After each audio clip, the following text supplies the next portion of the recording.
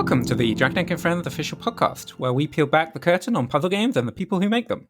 I'm Alan Hazelton, the head Dragneck and Friends, and I'm taking over the show.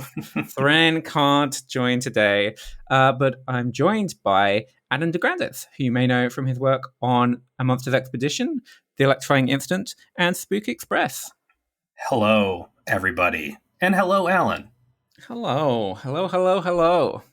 Unfortunately, Syrenne can't join us, so it's just the two of us. And I thought it might be fun to chat about making small games sustainably, because we were chatting recently about the stuff you've been doing away from Dragneck. Mm-hmm. Yeah. So, yes, away from Dragneck, I do a lot of work with other studios through my contracting company, Chickadee, but also I make small games with my pal, Ash. We sort of spun up a studio as a, at legal hoop jumping, right? That if we want to sell in the stores, we have to have a legal entity. So we have Ash and Adam's Games. And we very intentionally don't take on projects unless they will take less than 12 months. And increasingly, we're trying to get it down even smaller than that, closer to 6 or maybe even 3, depending on what the idea is.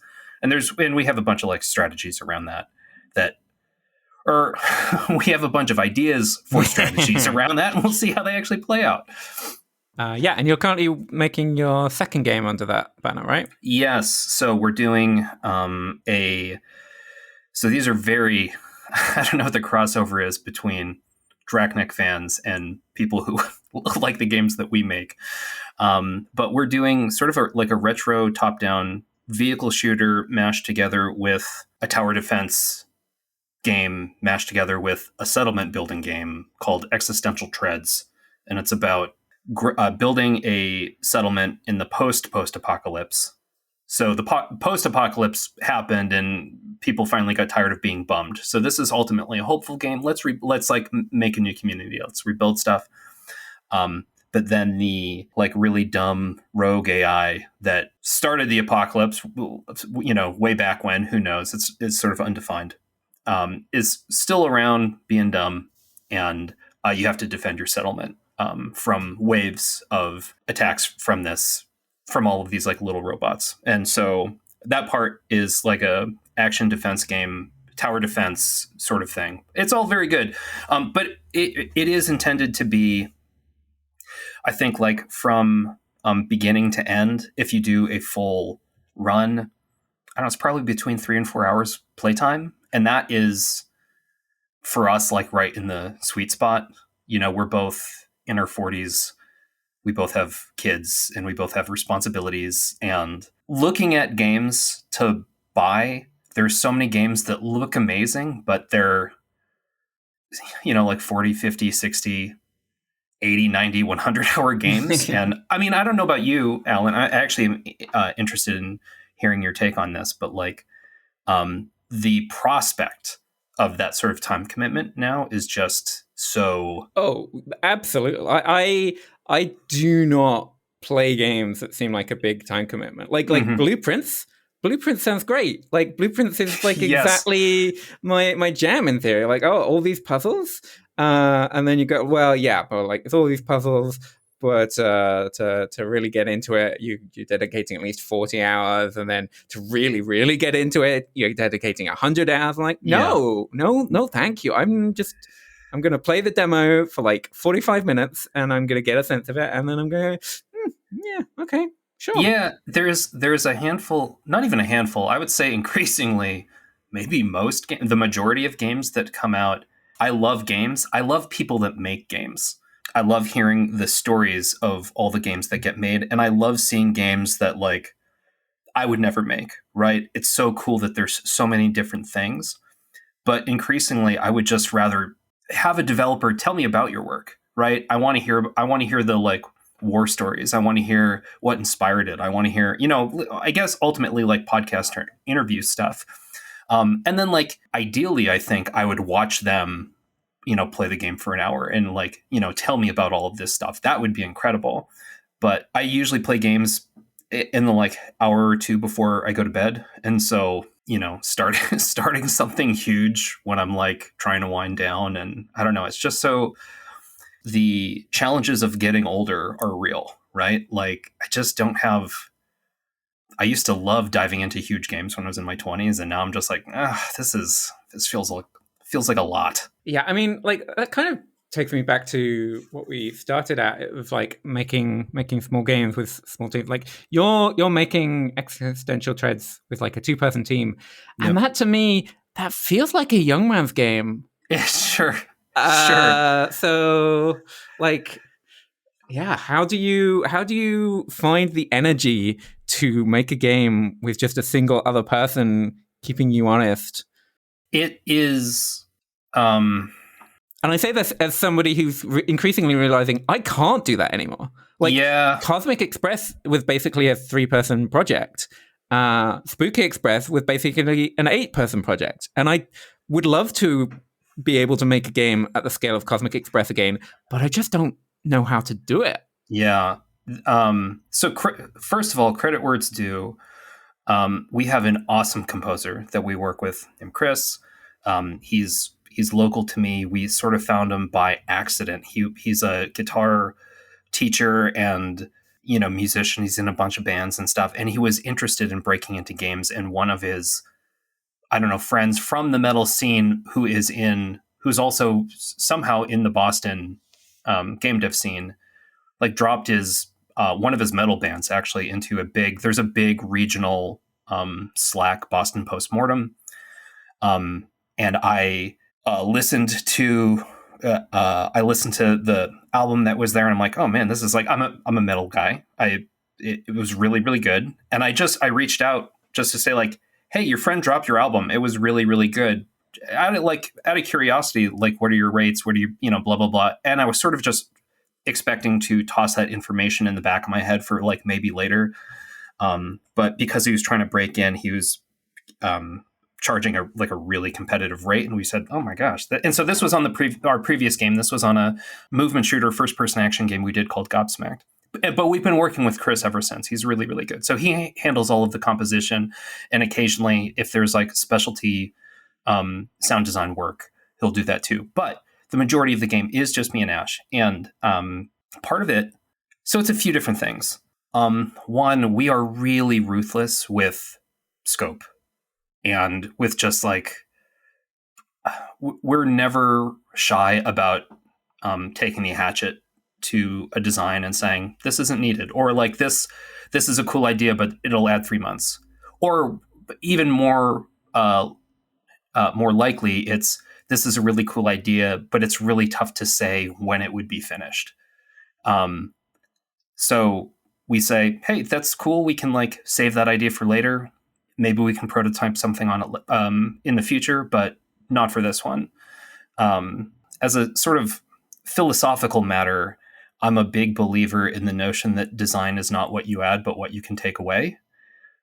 So we are, even after we have ideas and we prototype them, we tend to be really ruthless with chopping out the stuff that isn't needed or that we just like don't want to produce, right? This is a cool idea, but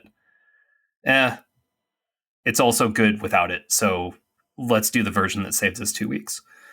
And how do you feel about the concept of content? Because like I'm thinking of this from a like puzzle game perspective, and like puzzle games like need levels. They need puzzles, and that takes time and iteration. But like you're making slightly more systemic-y, like systems-y games, which do have content, but like maybe there's like less need to like grind out a lot of it. Yeah. So that, I mean, and that's another aspect, right? That there are, with this model and this approach, there's simply genres and in kinds of games that we just probably won't do, even though we would love to do them. And frankly, I think we would like be good at doing them. Games that require tons of hand-authored levels or hand-authored anything, they're probably not ones that we're going to do anytime soon. We actually talked, I don't know, in the last week or two about what would we do if one of our games like hit big. And neither of us are interested in growing a studio. We very intentionally want it to just be us, but we did say, if we had a hit and suddenly the coffers were full, we would start to maybe consider projects that, we could do like very intentional collaborations with people like we do with Chris, where, hey, for this game, we actually do need a level designer and, we'll bring them on for 3 or 4 months or like, I don't know, whatever the case. I'm sort of shoulder shrugging here. But it does mean certain games are just off limits. I think, though, to speak to puzzle games, I think there's still, you can be really intentional about how you wrap mechanics up and how you deliver mechanics. And yes, at some level, you do need just a bunch of content. But, if that's the case, hey, we're going to need all of this one type of content. I think it's actually kind of a fun creative challenge to then say, okay, what can we scope down then to like balance it out, right? Because on one hand, I think we would all love to make games and ship games that were every single aspect was like polished to the nines and like a perfect example of the craft and I don't know, like more and more and more. But there's, and this gets back to the one of the comments I made when we started, of just like, I just want to hear people talk about how they approach it. Because what I think is more interesting than a game where like, oh, the levels are all super interesting and the sound is incredible and the art is incredible and the narrative is like where everything is incredible, is like games that are really cleverly economical, like, oh man, like, whoa, what an example of clever craftsmanship, right? That gets me really excited as a maker. Yeah, and like I think there's like a thought I had while listening to that. It's like perfectionism is not the same thing as polish. Yes. Like, yes. You can. I mean, perfectionism is like a very tricky thing to have while trying to make a very small scoped thing that doesn't blow up. But like, you can still listen to that perfectionist voice while making sensible trade-offs. Yeah, definitely. And I think it's like thinking about what's the version where everything is like perfect and polished to the nines. Okay, let's hold that in our heads. Okay, now here's this statue that we're imagining. What actually can we like chip off, right? Because this thing that we're imagining, that would be cool, but it's ultimately not necessary. And Alan, I'm sure you have noticed, because you make games with tons and tons of levels, like, what percentage of people actually see the stuff at the very end or see the like super top tier content? And the people that do see it, like, who boy, I am thankful for those people, because they're like the super fans, right? They're the people that it's always nice to like put something out in the world and have someone love it so much. Really, it just makes it feel so worth it. All of the toil, it makes it feel so worth it. But there's a real practical sense of, if you make a 20-hour game and most people only see the first 4 hours, just like throwing numbers out. Okay, well, when you think of that like really perfect version, it does mean that you can chop a lot out and you're still shipping something that most people are going to be totally pumped with. Yeah, and I think a lot about this with regards to the reward for beating a game. Yeah. That in some ways is the most important moment in your game, and in some ways it's the least important, because only so many people are going to see that. And everyone else, the more time you put into that, the more time you're not spending on like the first 20 minutes. Yes. What's the first game that you ever saw that did like tiered endings where there's effectively like an off-ramp after 5 hours and then another? Like, you do it through all of the Draconic games now, where you have all of these different tiers. But what's the first game that you saw do that? Oh, I don't even remember. I can't remember either. I feel like it's really been around for more than 5 years. Like even still, like COVID time, like stretch it like, oh, that started 5 years ago. That seems weird, right? Both not enough time and too much time. And it was probably before that I started seeing that, but not much before.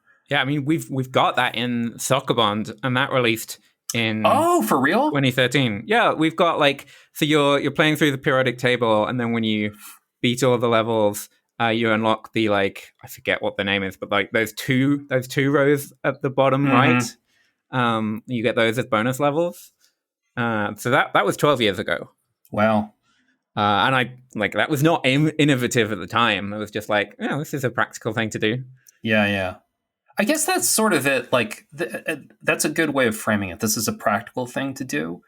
But it's also it's one of those ideas and one of those, I don't know, designs, approaches, whatever, that is both really developer friendly and really player friendly, right? And I don't know how many other examples there are of that.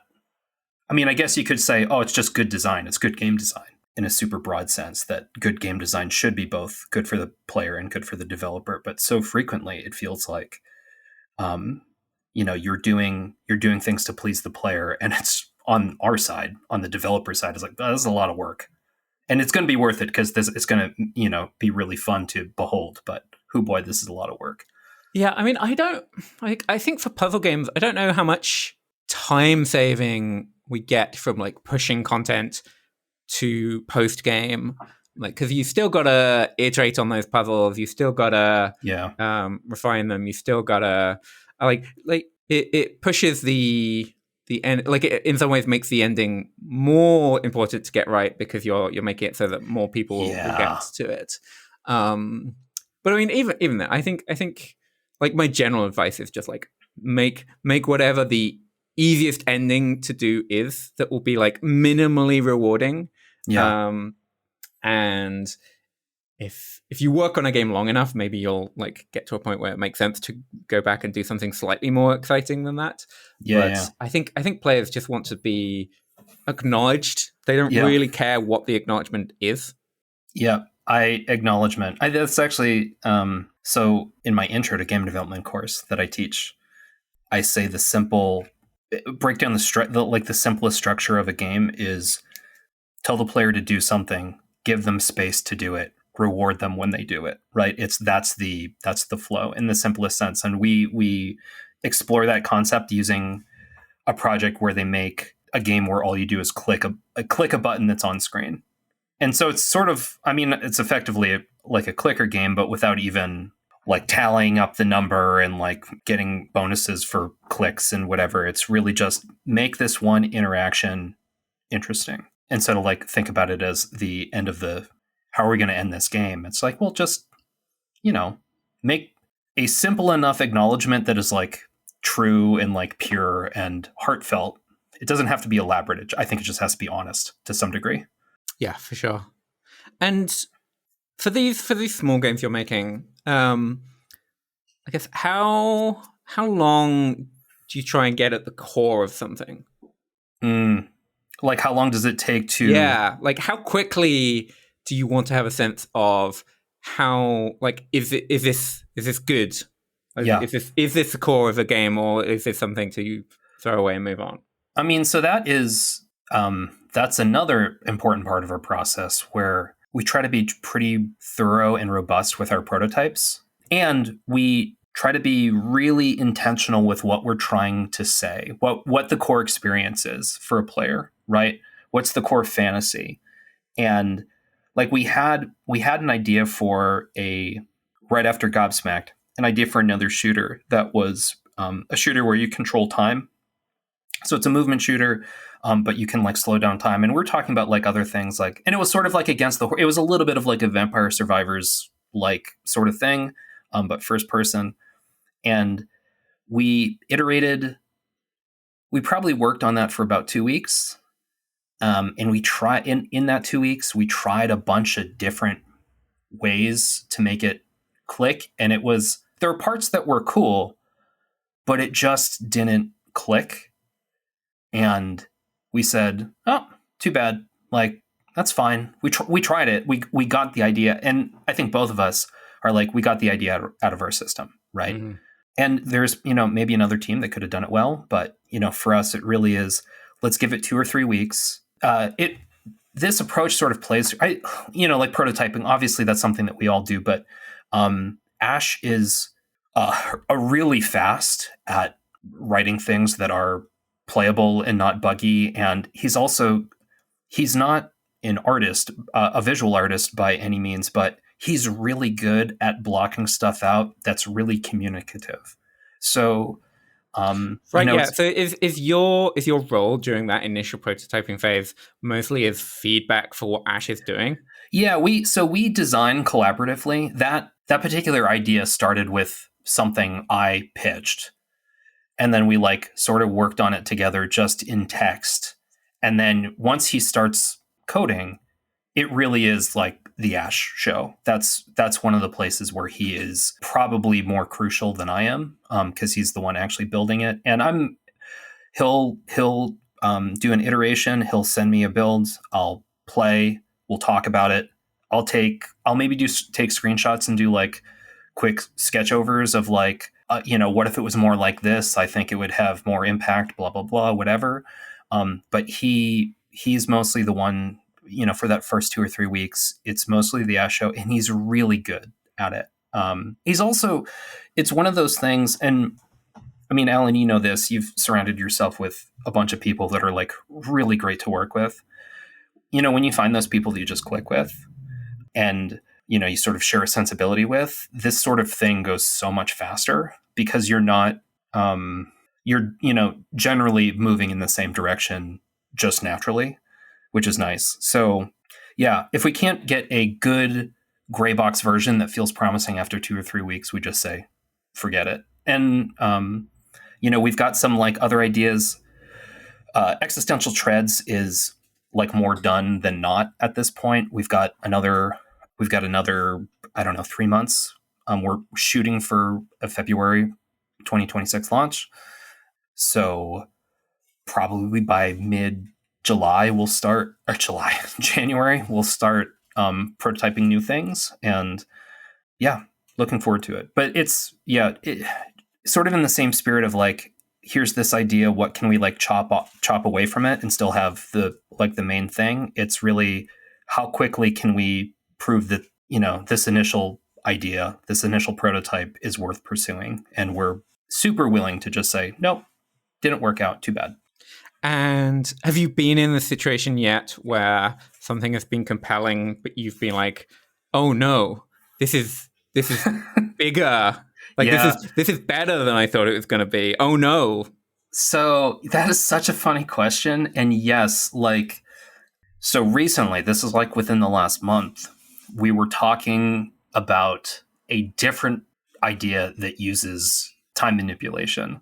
And it feels like it's basically like sort of a reframing and sometimes you have an idea, but you don't realize until later on you're sort of thinking about it wrong. You were looking at it from the wrong angle. And we've been like revisiting the time manipulation stuff. And we have an idea. Time manipulation's cool. Yeah, it's cool. Time loops are a lot of fun. And we have an idea that we want to prototype. There's actually a handful that we want to prototype in January, in probably the months after. But when we think about this new idea, it's like, oh, that's really cool. But that definitely feels like it's more than a 12-month game. And so what do? We'll still prototype it, but it still may end up as like, nope, too big. Can we make it smaller? Maybe that'll be the test. But I don't know. Knowing neither of us want to get stuck. There are so many indie stories out there of developers that, and I guess actually at all, like AAA too, like this is not just a small teams thing, where you're like, oh, cool, this is going to be a 1-year project or a 2-year project or a 3-year project, and it ends up being a 6 or 7 or 8-year project, right? Like you and I both know plenty of people that fell into that trap. And Ash and I nobody wants to do that, but I think for both of us, that is like that's an acute hell. Like we just simply do not want to do that. I feel like while you're making games and you're just kind of making them for fun, like the stakes are low, nobody really cares. Like it's kind of easy to go like, no, we're just not going to make big games. Yeah. But yes.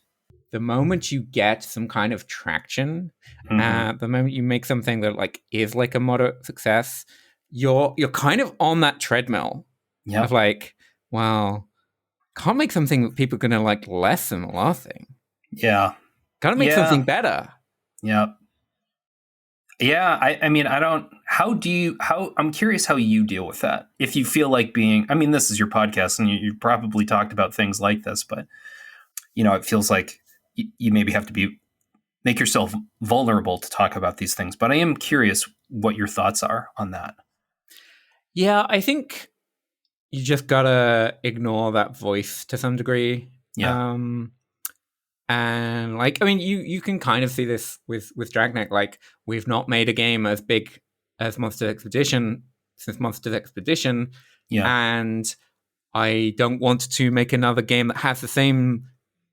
Like that game was 3.5 years to make, and then we kept working on it. After that, we did some additional yeah, content.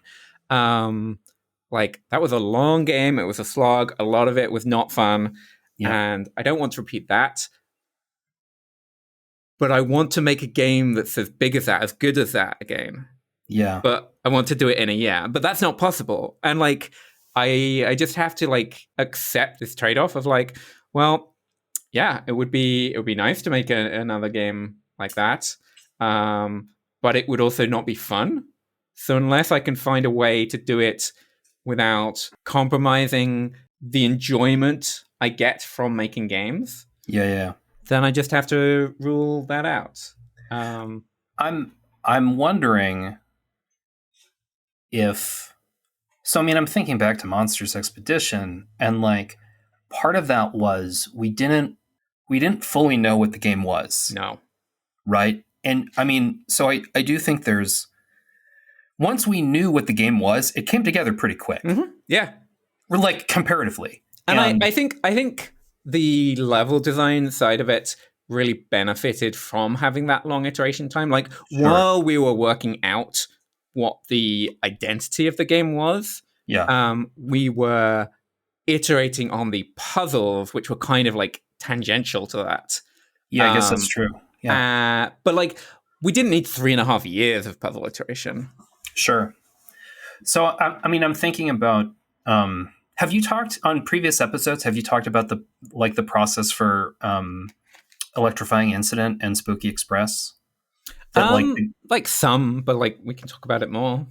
well, so one of the things I'll talk about this in case you haven't mentioned this specific thing. Like one of the things, and it was definitely like super super duper true with Electrifying Incident, is that like you had like both that and Electrifying or Spooky Express. Like we knew what the game was, right? We Yes. knew like you knew you, and in the case of Electrifying Incident, the game was totally playable back to front in puzzle script, and I think that's huge, right? Yeah. Because And one of the things with Monsters Expedition is we're just aiming too high. We're trying to make parts of it more complicated than they need to be.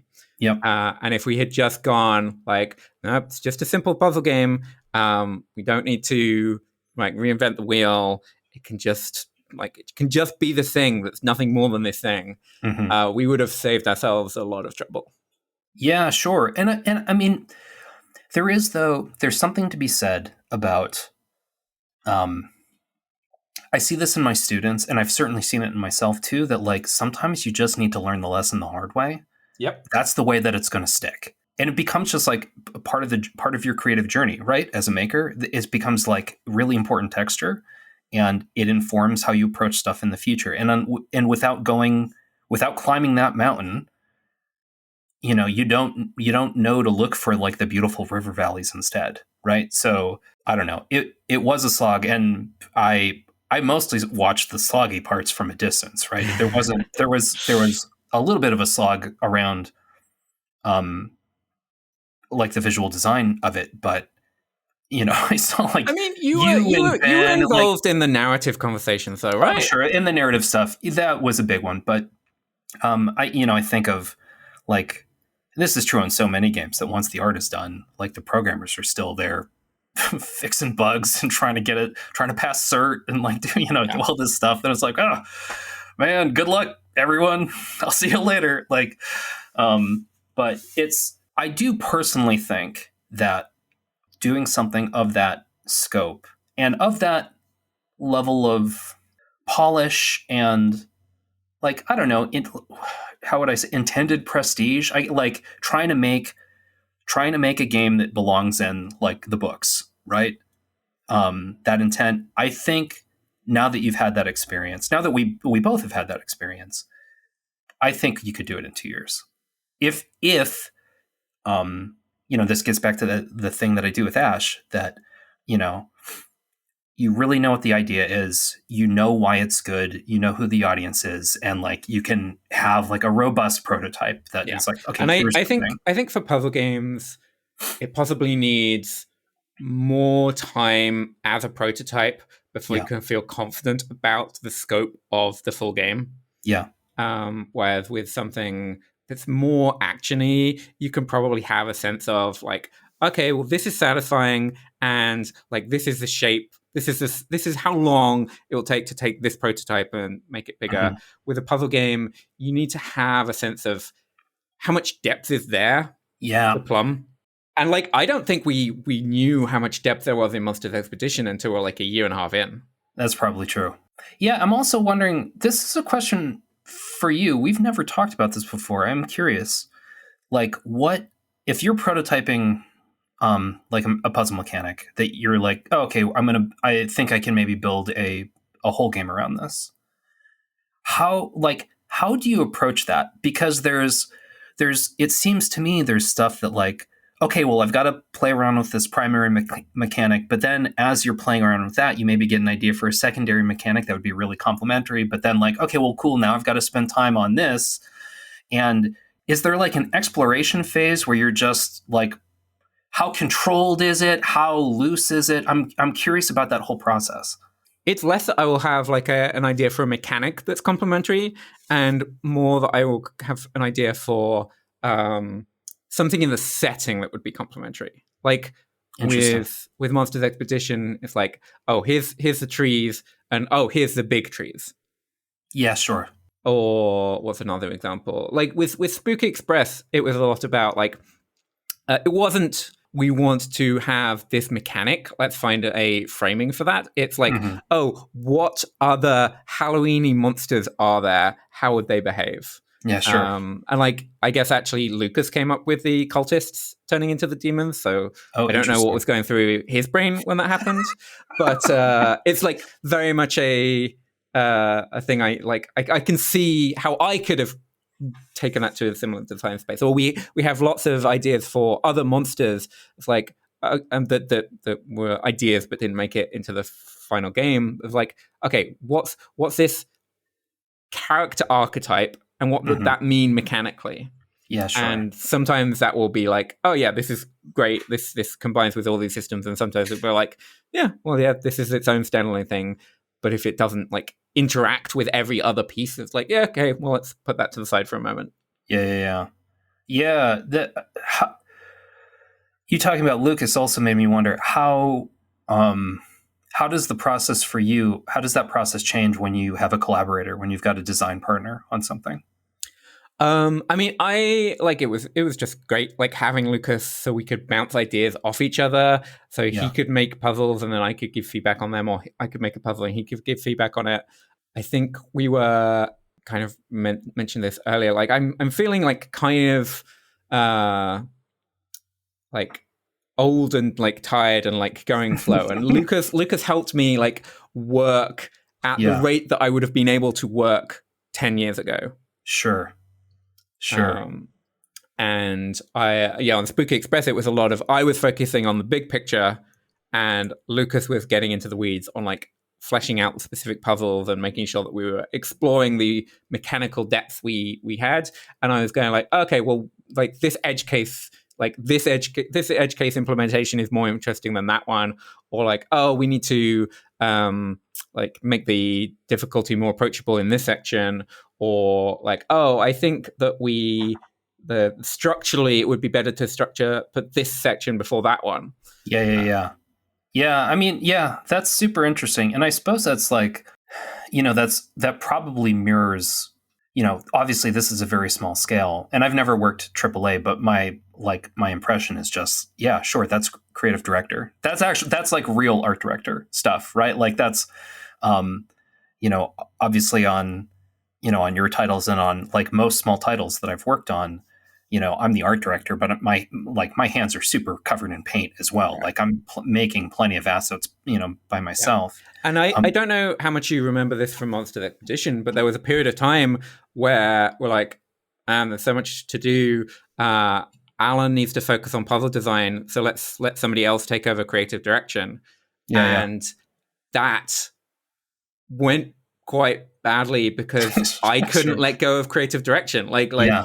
Uh, I really enjoy puzzle design, but it is something that on a practical level I can let other people do in a way Yes. that I can't let go of creative direction. Yeah. I think so. I'm I totally agree with you. I'm like cut from the same cloth because I'm consulting on another project right now, and the project is like really really cool. But seeing how and the art director on it is like really really good too. Everybody on it's really really good, but they're still sort of like in the pre-production phase. They're basically building a like a vertical slice, but um, I often think, oh, if I was on, like, I would have a way tighter grip on this thing if I were art directing it. Not because that would be a better approach. That's just because that's who I am as a maker, right? I need to be touching everything in order to have a sense of the overall flavor of the thing we're making, and also in order to have a sense of like what's the right decision at any given decision point. What's the right decision? I need to like be touching everything in order to be able to be like, okay, it's this way. And but occasionally though, not even really occasionally, on a game of a certain size, you need more people. And like on Monsters Expedition, I brought on two former students of mine that were both like incredible modelers, and like we cranked out all of the exhibits, and it was super super fun. And seeing them, like I can model pretty much anything pretty quickly, and it's fun. I love modeling, but I don't need to do it, right? I can have a movie on my other screen and still be 100% productive because it's just not technically or creatively really a challenge anymore. But then you see like a junior artist or like a more like mid-level artist, and they still sort of have stuff to learn about that part of the craft, and it's so exciting watching them like dive in. And like it's fuel for progress for them, and that is so exciting to witness. It's one of the reasons I love teaching too, is that you see these like younger people that don't know what they don't know yet, and still have a bunch of like things to learn the hard way and all of this kind of stuff. But it's like, oh man, like when you watch those like light bulbs go off, or like you can tell they really leveled up or something. It's just like, oh man, this is the human element in all of this technology. It is so beautiful to behold. So collaboration, I guess that's what we're saying, listeners. Collaboration. And do you like? Obviously, there's a lot of benefits to just working in a two-person team, but like you do get less collaboration there. So like, how do you like? Mm-hmm. Do you just get more of it and it balances out, or? I think for us, because the games that we want to make are ultimately so small, and Ash and I, share a sensibility. Like we really love working together. That goes a long way. Yeah, it truly does. Right? How long have you been working with Ben? Did Ben work on Sockbon? Ben didn't work on Soccer Bond, but we've been working together since A Good Snowman. A Good And Snowman. we started that game end of 2013. Yeah. So I mean, like having that person that you're like, oh, holy heck, like I want to work with you for the next 10 years. It is worth so much. And someone played the Existential Treads demo recently and said they loved it, and it reminded them of like the golden age of like web games, of like going on Newgrounds or Armor or Congregate or whatever, and just like trying a bunch of stuff, and you find that like one weird game that you end up playing for 4 hours, and it's just like, oh my god, this is so fun. And we're like, oh wow, yeah, that is absolutely the type of stuff we make. It has that spirit. And so at that scope, yes, we don't have as many voices in the mix, but we have two voices and we balance out each other's. Neither of us have like terrible impulses, but we You balance each can other shout out. at each other when you're going down, when you're going like, Yeah, I mean that's we can exactly make this so much better. we so Ash loves novel mechanics. And he will often, when we're looking at a design problem, this is actually, we were working through something like this week. When we're looking at a design problem, he will often suggest this like mechanically novel way of solving it that is like in a vacuum. It's like an interesting little like mechanical toy box, but it sometimes is like, yeah, that's cool, but it's like such an abstract way of solving this problem. We can just give the player a little bit more information and they're going to know what to do. We don't have to like, totally, knock down the house and like rebuild a new thing here. But then the thing that I often do is I will come up with ideas that are just like right from the jump too big. And they're still by like, most other game standards, they're still pretty small, but they might be fine for a 6-person team. Exactly, that's exactly it. It's like 5 or 6-person team, not 2-person team. And he's like, dude, this is really cool, but this is going to be a lot of production work.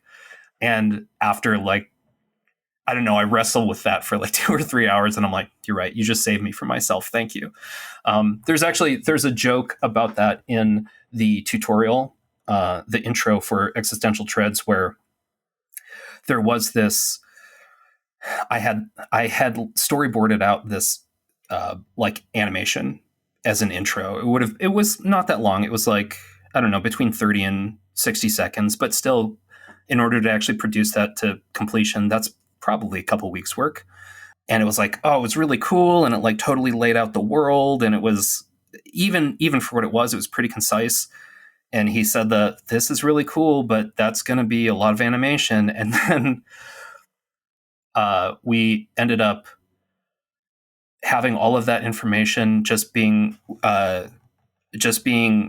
communicated via like overhearing conversation between two little like NPC guys, and they're silly little cartoon looking guys. They're just like two little guys standing on screen, and one guy explains like the state of the world, and the other guy says, thank you. That was a concise and cost-effective way of explaining our situation. And then the game starts. And that took us, we did that in a couple hours, and it was funny. And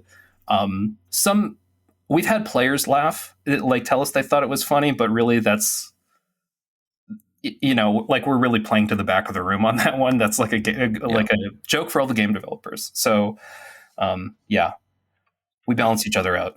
And we've been talking a lot about doing creative direction quickly and like finding the core of the game that is a scope that makes sense to make. We should also talk a little bit about doing art direction quickly. Sure. Yeah, geez, where to start? I actually have a talk about this that I've been like trying to prep, and maybe I'll do GDC, maybe I'll do something else. Submit it wherever, but there's this framework. GDC isn't cool anymore. I know. I mean, that's kind of. It's also it's the costs. Like I don't buy a ticket. I haven't bought a ticket in years, but it's also still like the plane and the hotel and everything. And if fewer people are going, and especially like the state of this country now, fewer people internationally are going to come, and like the whole reason I go is just to say hey to all of the people I don't live near.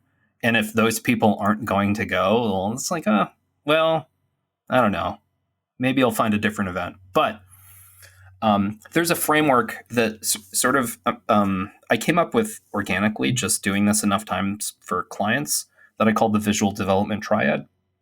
And so if you think of a triangle, and at the 3 points, there's visual communication, there's marketing, and there's production. And so visual communication is like, when you come up with an art style, you're trying to create effectively a visual language that communicates the like nouns and verbs of play, right? So the designer's coming up with nouns and verbs of play, and me as a visual designer need to come up with visual nouns and verbs that mirror those. So players, the goal is a player can look at a screenshot or a video or whatever, and in like 5 seconds understand what they're looking at and like what the goals are, what the vibe is, right? So how well does the art communicate, signal, etc., like the goals of the game? That's visual communication. Marketing is like, is this art style desirable to its target audience? Will the target audience look at this and be like, oh, whoa, what is that? And like click through or stop scrolling or hit wish list or whatever, right? It has to look like something that the target audience wants. And then production, while you're thinking about how to best communicate the nouns and verbs of play and how you're thinking about how best to appeal to the target audience, you're going to have to make all the art in the game. And if you come up with something that's like, too detailed, that everything is expensive to make, it takes too long, well, that's actually not a good art style for the project. Or if it's, I don't know, too detailed to run on the target hardware, okay, well, that's also not a good art style. And so coming up with an art style is the act of balancing these three needs. And in the center of this triangle, it's maybe not like the perfect art style, but ultimately what you're looking for is like the very good and definitely workable art style, right? Because it gets back to that conversation about perfection. Perfection, I don't know.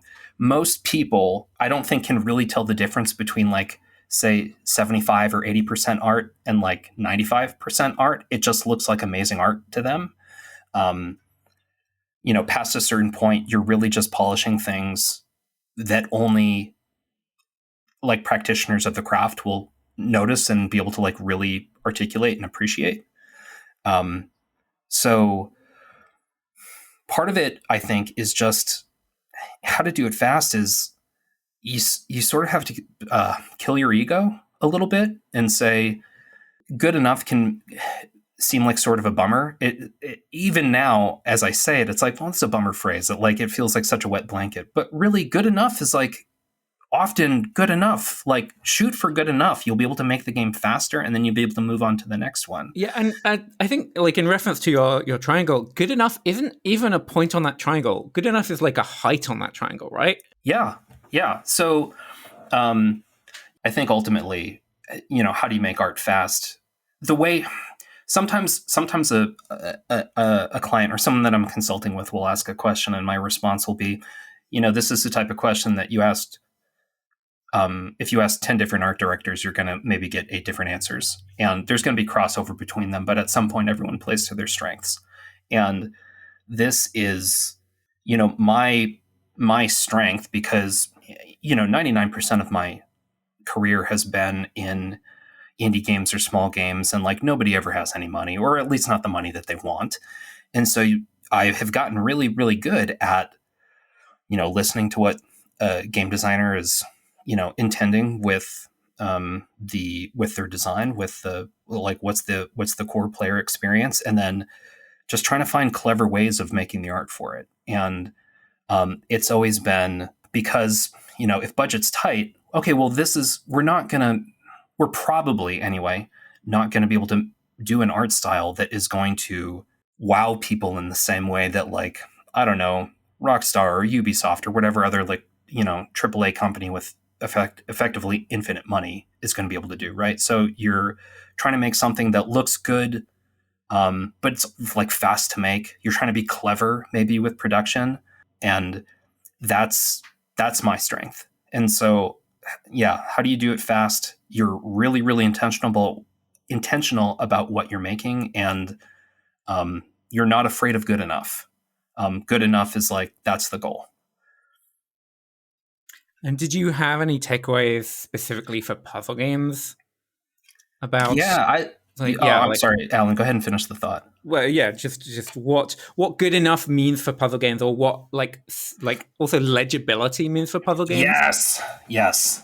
I mean, like, so I discovered I didn't work on a puzzle game before Monsters Expedition. That was my first one, and And initially, you were like kind of frustrated by. Oh, I don't want to say frustrated is like my playful spin on it of like Sure. the kind of awkward constraints we Yeah, had. and it's funny because I came to like love those constraints. So I got my start in my professional start in graphic design. I was a graphic designer in the late '90s. I went to college 2001 to 2005, and all through college I worked as a graphic designer. And so my initial creative professional experience is in these like very, very tight information systems, where you're not in the studio that I worked with wasn't super big on like big flowery like flourishes or anything like that. It was like very tight, clean design. And so I sort of already thought about visual design in this very tight way.